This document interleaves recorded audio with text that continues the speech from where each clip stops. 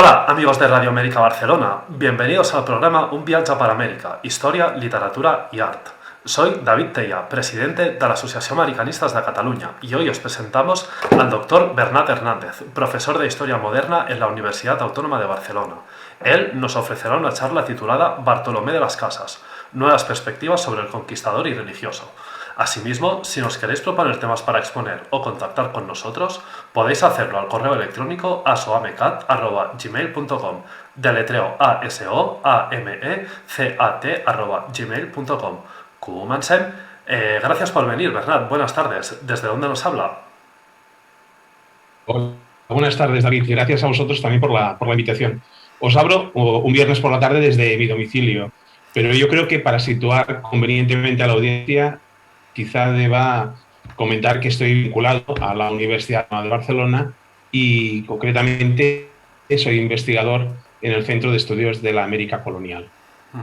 Barcelona es, por otra parte, una ciudad que está muy relacionada con la trayectoria del personaje que nos reúne aquí, Las Casas. Es en Barcelona, durante la primera estancia de Carlos V, Carlos I aún, cuando Las Casas ya discute sobre el trato a los indígenas con el obispo Quevedo.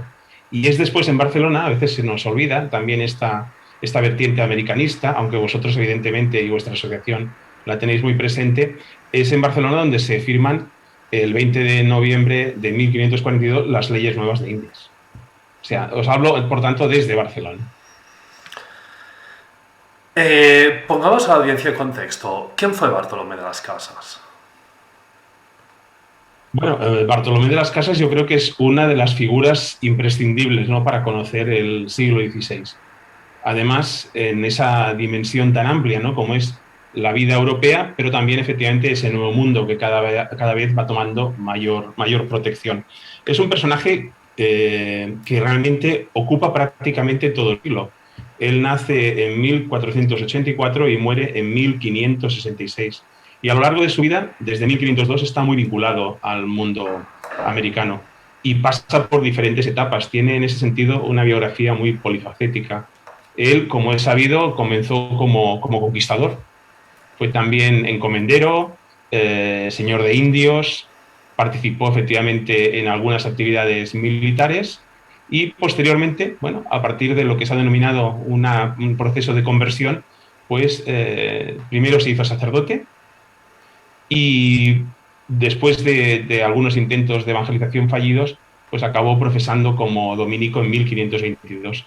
A partir de entonces, bueno, efectivamente su incidencia se magnifica porque él sabe aprovechar muy bien lo que era esa red global de conventos, de hombres de la Iglesia, que tenían un buen lugar en la corte y también estaban perfectamente instalados en diferentes ámbitos, primero de la Nueva España, después en el Perú.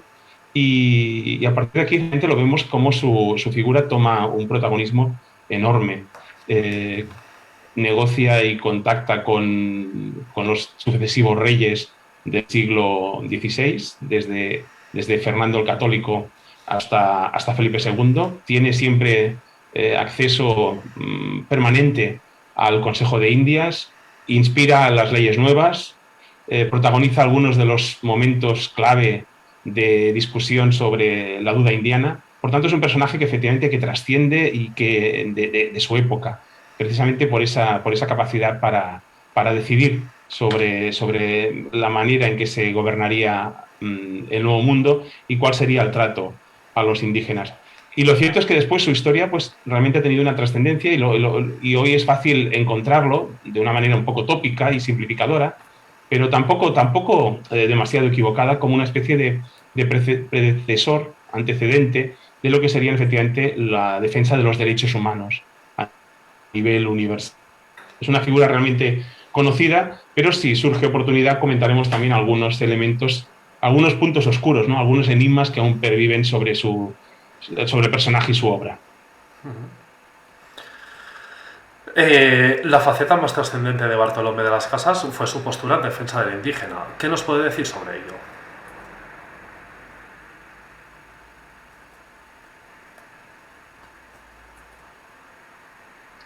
Sí, efectivamente, en ocasiones se le ha considerado el apóstol de los indios.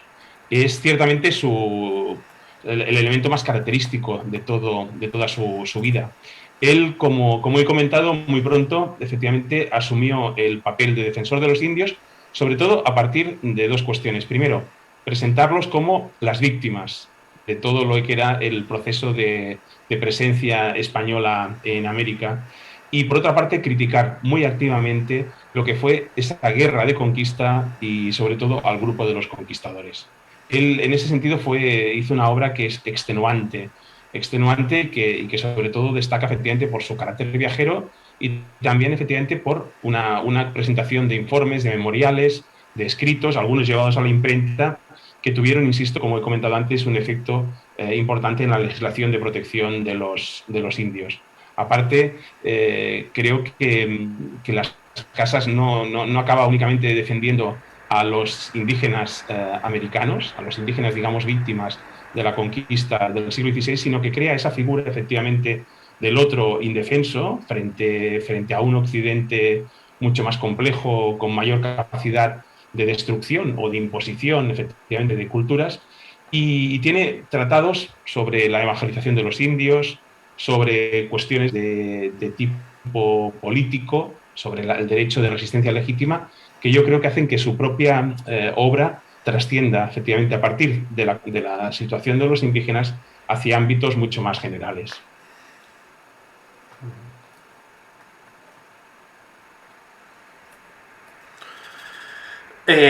Hablar de Bartolomé de las Casas lleva a hablar de la brevísima destrucción de las Indias. ¿Qué generó la publicación? Bueno, es un texto, realmente se ha hablado de que es el bestseller, uno de los bestsellers del siglo XVI.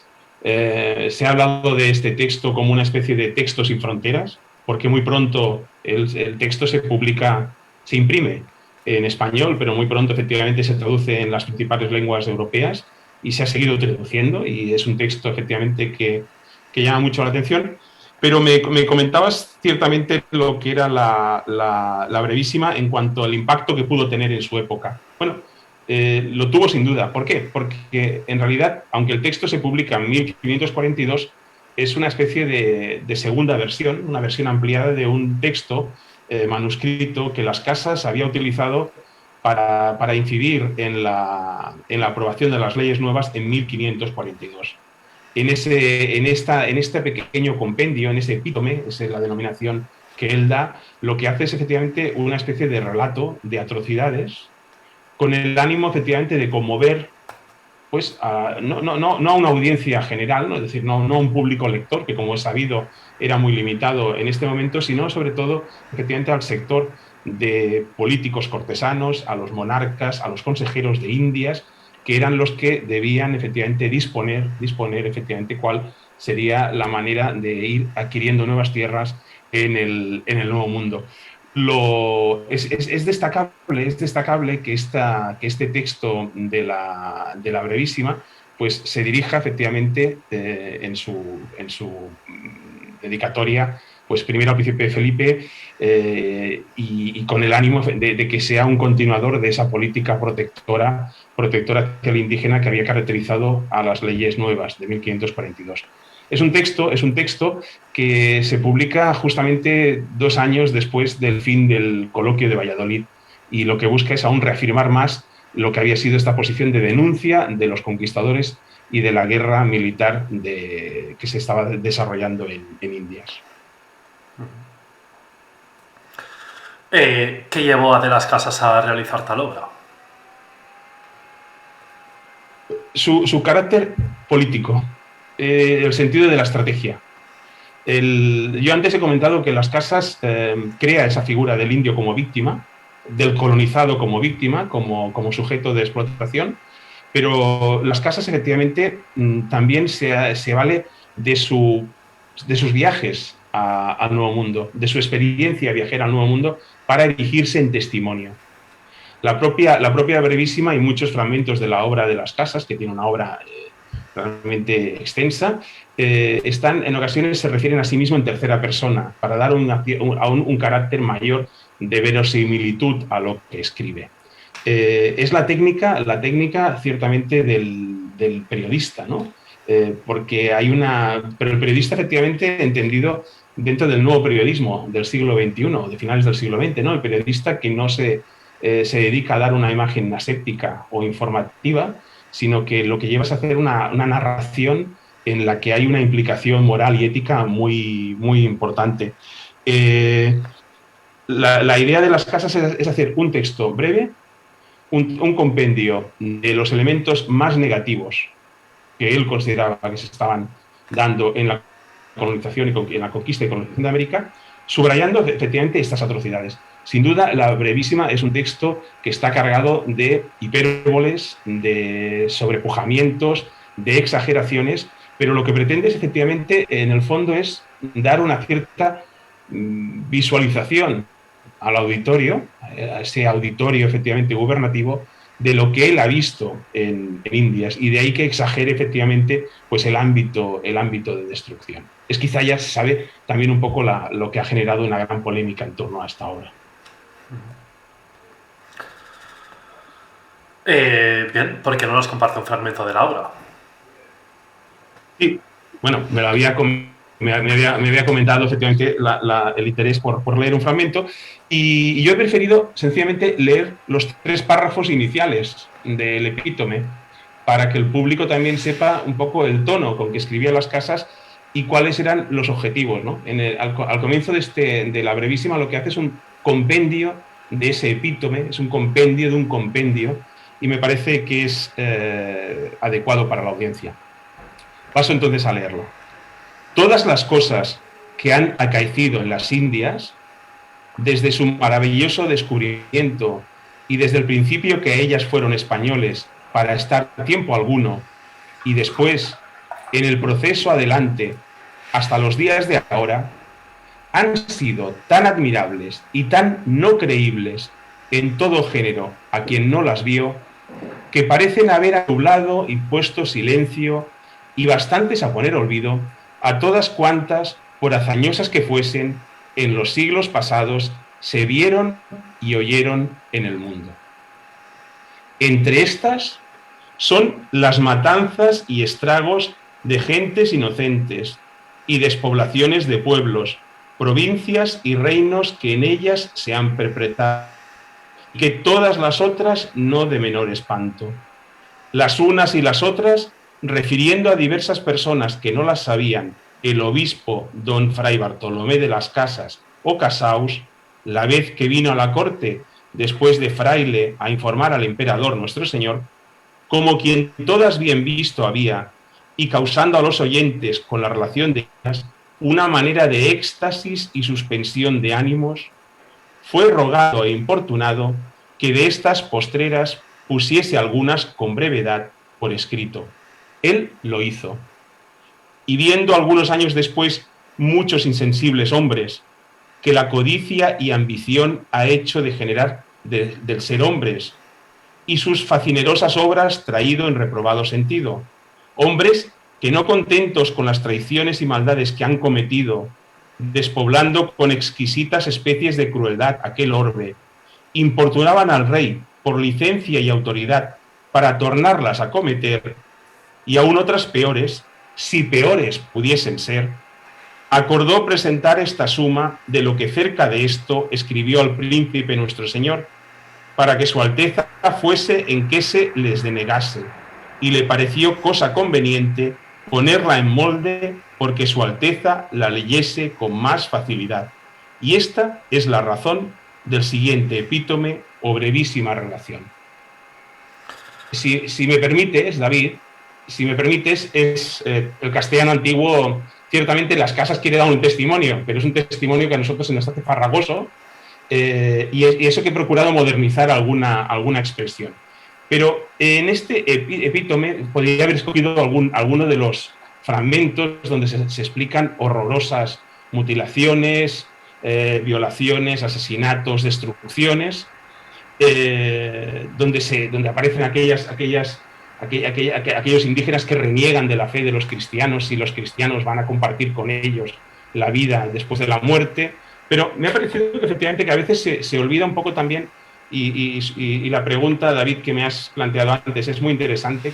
¿Cuál es el objetivo de las casas al escribir la brevísima? Precisamente en estos 3 párrafos del comienzo nos habla efectivamente de cómo se ha dado una situación tal en el Nuevo Mundo. Al principio efectivamente, habla, digamos, en términos genéricos, pero es un cambio tan trascendente de la historia que efectivamente todas las hazañas pasadas y aún las del futuro quedan a expensas de oscurecerse ante lo que está ocurriendo en Indias. En segundo lugar, ya nos pone sobre aviso las matanzas, estragos, despoblaciones, las unas y las otras, que el obispo Las Casas, aquí aparece él en tercera persona, ha referido a diversas personas. Y los oyentes quedaban a manera de éxtasis y suspensión de ánimos. Es decir, quedaban absolutamente consternados y entonces le rogaron e importunaron que pusiera por brevedad estas por escrito. Las Casas se ve obligado efectivamente aún a dar testimonio porque lo ha dado efectivamente verbalmente, ahora que lo ponga por escrito. Y a partir de aquí advierte, y esto es muy importante, porque no estoy explicando hechos pasados, sino que en 1542, en 1552, se vuelven, hay muchos insensibles hombres, si se pueden llamar hombres, porque han generado por codicia y ambición, y que no contentos con lo que han cometido, quieren aún cometer mayores atrocidades, si peores pudiesen ser.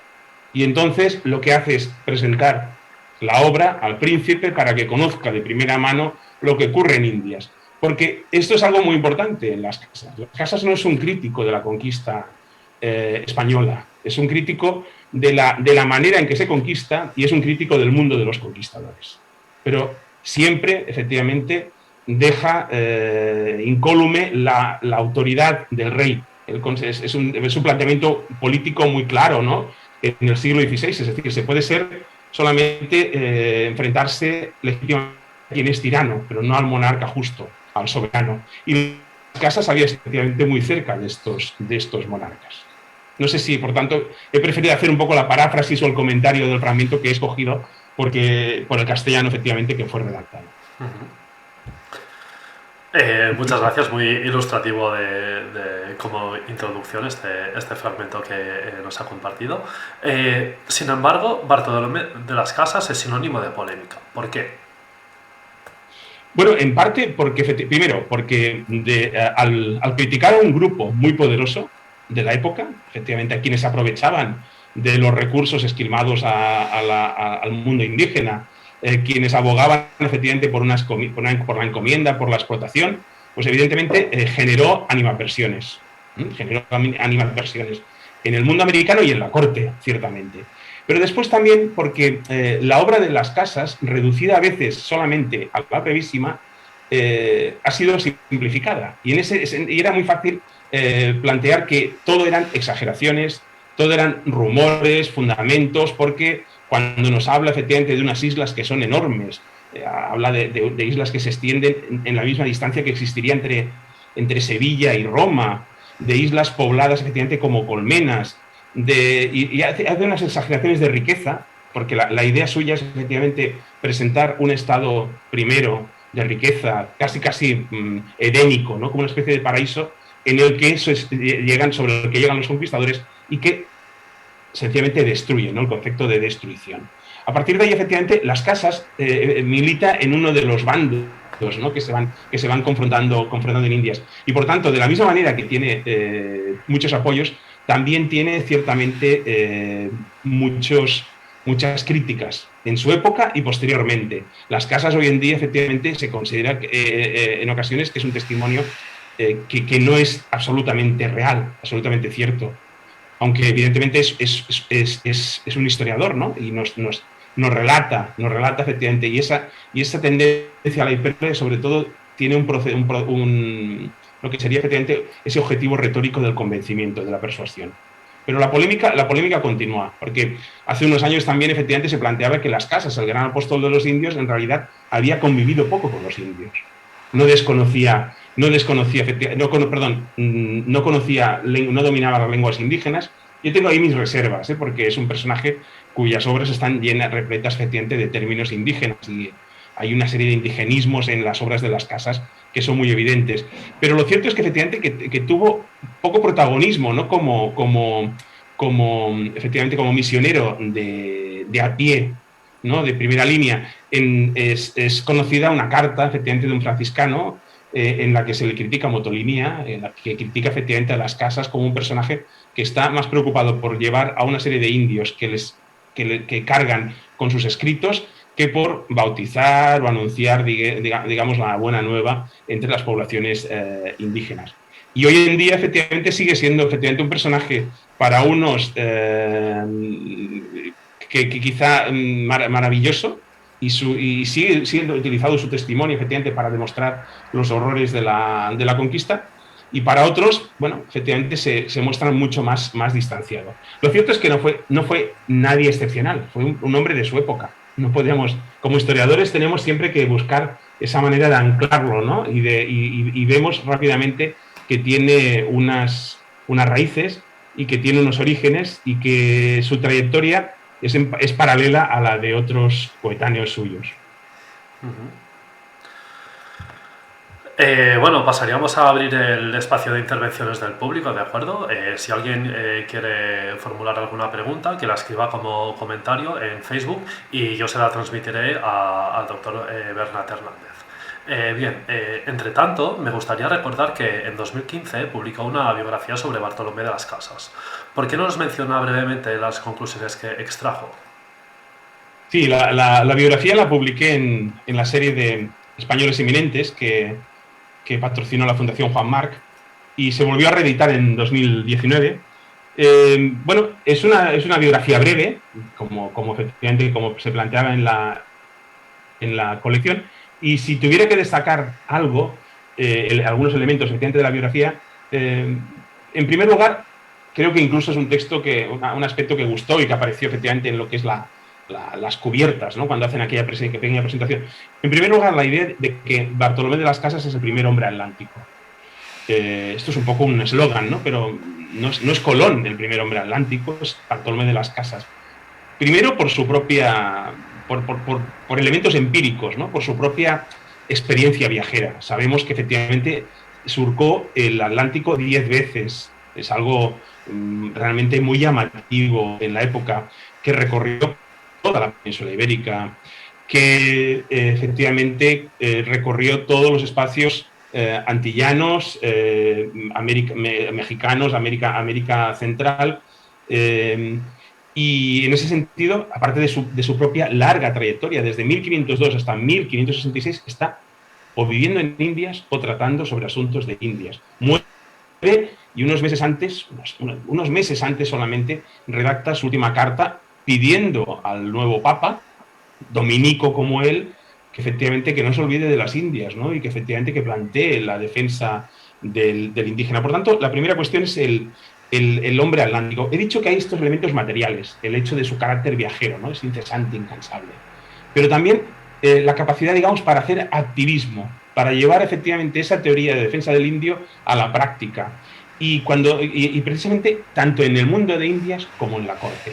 Es decir, es un personaje que con esa movilidad se carga de razones, se carga de argumentos, ¿no? Y por eso efectivamente llega el momento en el que en 1552-1553 se decide a llevar a la imprenta varias de sus obras, y la intención es sobre todo que se puedan divulgar más, que de alguna manera viajen allá donde él no puede hacerlo, ¿no? Es un personaje en ese sentido, por tanto, el carácter atlántico es importante, es decir, cómo reflexionar desde el centro sobre la periferia, desde la periferia sobre el centro.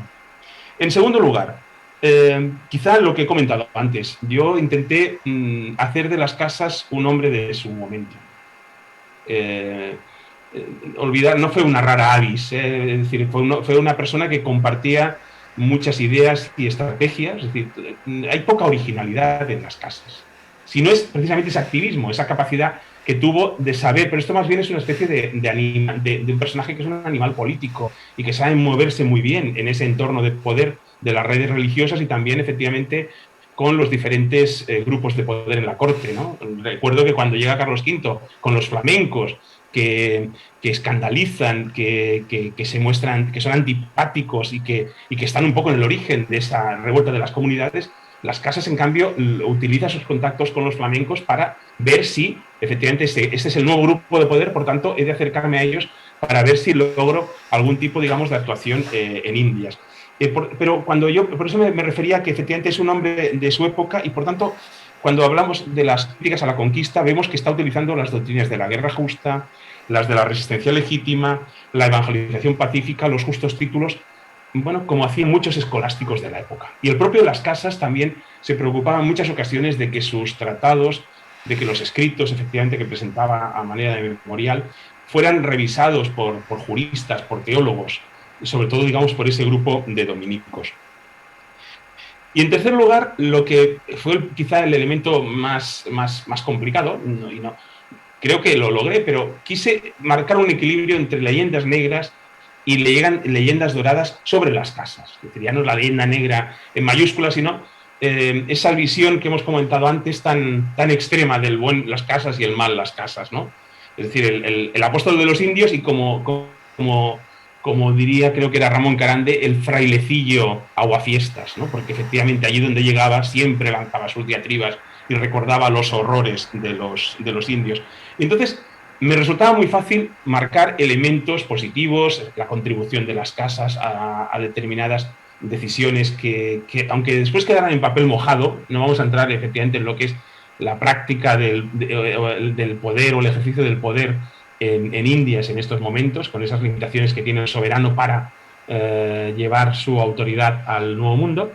Pero, por tanto, no quise abundar en estos elementos, efectivamente, de las casas, en esa leyenda dorada de las casas, pero sí que me pareció interesante abrir nuevos resquicios hacia la leyenda, hacia una visión un poco más crítica sobre las casas. Y esa visión más crítica, sobre todo, partía, efectivamente, de descubrir las casas hasta cierto punto, y esto puede sonar un poco así radical, hasta cierto punto intolerante. ¿Cómo?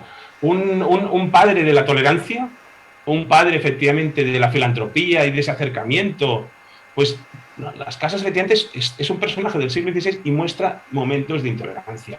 Intolerancia y uso también algo mezquino de ese poder que pudo manejar, ¿no? La intolerancia, por ejemplo, respecto al Islam. Bueno, es decir, claro, evidentemente cuando se plantea, cuando quiere buscar un ejemplo a los conquistadores, lo que dice es que los conquistadores son turcos o son moros y que no se salvarán por sus crímenes. Las palabras que él atribuye a Montesinos son suyas, son de las casas, sin duda. Sin duda, esto lo planteé en este libro y lo he seguido planteando en otras investigaciones, es decir, la capacidad que tiene para usurpar incluso discursos dominicos.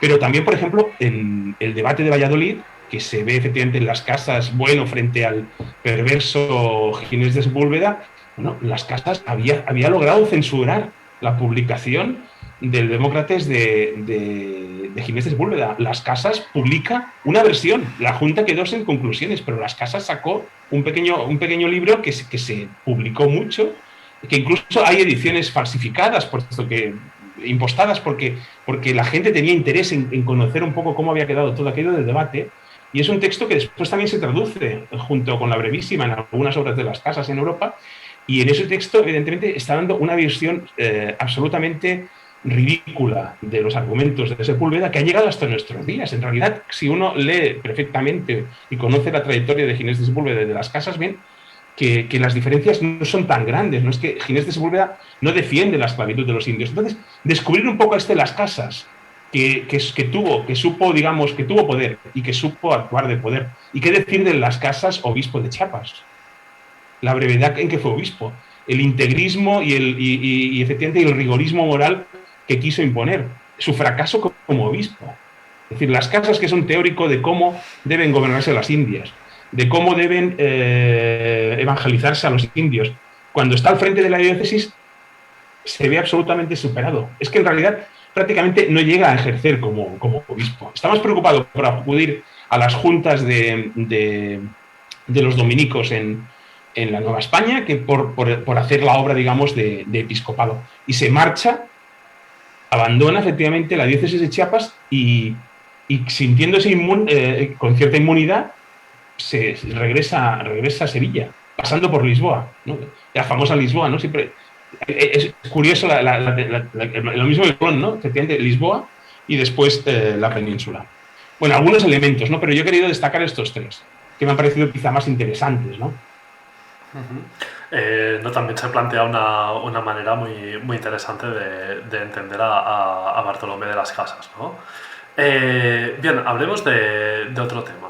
¿Qué es el CEAC? ¿Qué motivó su fundación? ¿O algunos trabajos que quisiera destacar? Sí, la verdad es un centro, estamos muy contentos efectivamente de poder contar con este centro de investigación en la Autónoma. El CEAC se institucionaliza en el 2015, pero en realidad desde el año 2000 más o menos, desde podemos decir, el comienzo del siglo, finales del siglo XX, ya no suena algo histórico, es una frase histórica, ciertamente la vemos más por escrito que pronunciada, pues lo que hace el CEAC, el Centro de Estudios de la América Colonial de la Universidad Autónoma de Barcelona, es reunir a un grupo de personas interesadas en la cultura y la historia de América, en un sentido amplio, es decir, creo que si hoy fundáramos el CEAC, no se llamaría CEAC, sería algo así como Centro de Estudios sobre los Mundos Ibéricos. Es decir, porque nos hemos dado cuenta que evidentemente que el concepto de lo americano trasciende, ¿eh? En el concepto del americano nosotros incluimos también el mundo peninsular, el mundo portugués, pero cada vez nos vamos viendo qué importancia tiene Hispanoasia, Iberoasia, para la historia de América y para la historia, digamos, de España. Entonces, el CEAC lo que hizo es reunir a un grupo de historiadores, filólogos, y quiero mencionar filólogos, no únicamente filólogos de filología española, buenos conocedores de las crónicas de India, sino también a filólogos que estudiaban sobre, por ejemplo, desde un punto de vista de la filología inglesa, el estudio del fenómeno de colonización o la visión de lo español o de lo americano en la época moderna, musicólogos, antropólogos, historiadores del arte, teólogos, historiadores de la Iglesia. Hemos ido, por tanto, recabando una masa muy importante de investigadores que han logrado este reconocimiento institucional, lo que nos permite también después pues, ir accediendo a proyectos de investigación.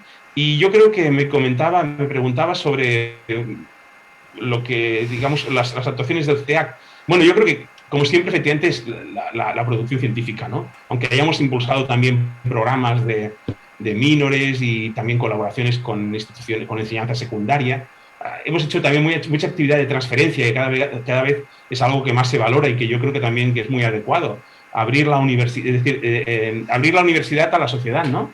Y devolver un poco parte de la inversión que se ha realizado y que no quede todo en el mundo de las revistas y de las monografías. Pero aparte de esto, yo quisiera destacar, por una parte, una serie de publicaciones, de monografías, la celebración de varios congresos internacionales y después, desde hace 6 años, una revista, Nuevas de Indias, que poco a poco se va consolidando, una revista ya, evidentemente, que ha nacido en formato digital. Y con ese sentido, efectivamente, aperturista, muy universal, donde creo yo, es una opinión personal, creo yo que el concepto de América colonial ha quedado, no por la época, porque seguimos centrados fundamentalmente en época bajo medieval moderna, pero yo creo que el concepto, digamos, de América deberíamos ya ampliarlo mucho más hacia este mundo iberoamericano. Es que el tema de la geografía, el reciente ensayo de Martín Caparrós de Ñamérica, que apuesta efectivamente por analizar América a partir de la cuestión lingüística y, por tanto, eliminar Brasil, bueno, la cuestión de la geografía, como ves, ya da pie a muchas disquisiciones. Ciertamente un exponente del concepto de pluridisciplinariedad, ¿no? Permítame una pregunta. Si algún oyente quisiera saber más de vosotros, alguna página web donde pudiera conoceros, no sé si podrías decirlo o... Por supuesto, pero hay que también, en la página web es fácil, porque es CEAC, bueno, buscando CEAC, CEAC, Universidad Autónoma de Barcelona, se encontraría. Lo que ocurre es que desde el 11 de octubre del año pasado, la Autónoma sufrió un ataque informático muy serio y tenemos las webs a veces con versiones antiguas o que no acaban de funcionar correctamente. Cada semana recibimos un mensaje conforme se van recuperando pequeñas, digamos, aplicaciones. Fue devastador y aún estamos, desde el 11 de octubre, aún estamos en esa fase de recuperación. Pero sin duda yo creo que CEAC, UAB podrán encontrar rápidamente información. Siento, por lo tanto, no remitir a una web concreta. Bueno, si algún oyente quisiera también contactar con vosotros, lo podrían hacer tranquilamente a través del Facebook de la Asociación Americanistas de Por Cataluña. supuesto, por supuesto, no, contamos con vosotros y particularmente contigo, David, sí, por supuesto. Bueno, actualmente, ¿en qué trabaja? ¿Hacia dónde dirige sus investigaciones? Bueno, yo, por supuesto, está el tema inagotable de las casas. Sigo efectivamente porque nos quedan, incluso antes lo comentaba, ¿no? Hay algunos enigmas, ¿no?, históricos de las casas. Por una parte, el periodo de 1522 a 1532-33, no sabemos nada de las casas. Es decir, son 10 años en el que después del fracaso de sus primeras experiencias de evangelización, entra a formar parte de los dominicos, pero está en el convento en la Española. No sabemos nada sobre esos 10 años. Tenemos alguna noticia y tenemos, bueno, yo creo que efectivamente es un momento de lectura, porque después demuestra una capacidad realmente de erudición en cuanto al dominio también incluso del latín, de las fuentes que va utilizando, la envergadura de su obra. Esos son años formativos muy importantes. Entonces hay que no sé si habrá alguna manera de explotarlos y de explorarlos. Y en segundo lugar, quién sabe, van apareciendo documentos, cartas, documentos, textos menores de las casas. Quién sabe si algún día encontraremos la parte perdida del tratado de única vocationis modo, ¿no?, del tratado de evangelización, que las casas escribe y que no pretende que sirva solamente para Indias, sino para las nuevas gentes descubiertas alrededor del orbe, ¿no? Por lo tanto, estamos a la espera de descubrimientos. Sigo trabajando, evidentemente, insisto, sobre las casas, quizá más desde el punto de vista, yo creo que he vuelto un poco a mis orígenes, pero esto no es síntoma de edad, sino que yo creo que es síntoma también, efectivamente, de ciclos de investigación, porque siempre hay algo que te remite, pues, a experiencias pasadas. Yo llegué a las casas desde la historia económica. Mi formación es de historia económica, pero la historia económica me abrió al mundo de la escolástica. Y en la escolástica me encontré, pues, la cuestión económica, por supuesto la cuestión política y de pronto, pues, Indias, ¿no?, todo el debate de la duda indiana. Y en muchos proyectos del propio Las Casas hay un componente económico. Bien, a partir de ahí fue... Y precisamente Las Casas me ha devuelto un poco a ese trabajo sobre la escolástica. En ese sentido, me parece que hay un clima, una atmósfera intelectual muy importante. No tiene por qué ser denominada como escolástica, pero es que es común al mundo español y al mundo portugués de la época, y que, por ejemplo, Las Casas es un ejemplo de esas influencias. El mismo concepto, yo voy trabajando efectivamente un poco en la genealogía del pensamiento de Las Casas, al que voy restando un poco de originalidad, de excepcionalidad, ¿no? Y en ese sentido me parece muy interesante ver cómo el concepto básico, fundamental de destrucción, que utilizan la brevísima y que parece que acuña y que hace fortuna, en realidad es un concepto que está muy presente en crónicas portuguesas y en muchas narraciones de viajes atlánticos. Antes de la destrucción de las Indias ya se ha hablado de destrucción. ¿Qué se ha destruido? Se han destruido las Canarias. Se han destruido las islas, efectivamente, que se van encontrando en el Atlántico. Hay una especie también de relevante información sobre la destrucción ambiental, la desaparición de plantas, la desaparición de recursos de alimento, la desaparición de los animales. La desaparición de los animales es particularmente interesante porque se hace una especie de se le da una forma, digamos, humana, antropomorfa, y son antecedentes muy claros, efectivamente, de lo que será el discurso de las casas. Las casas, para escribir la brevísima o para escribir sus crónicas sobre Indias, no se vale solamente de la experiencia americana, sino también, efectivamente, de unos paradigmas, un marco mental, ideológico, que me parece muy interesante de estudiar. Y voy un poco desbrozando esas líneas. Sigo trabajando también sobre hispanismo, bueno, y allá donde me lleva un poco la docencia, porque ya sabe que la docencia acaba siendo una fuente de inspiración muy importante. Yo, por lo menos, para mí, lo ha sido siempre.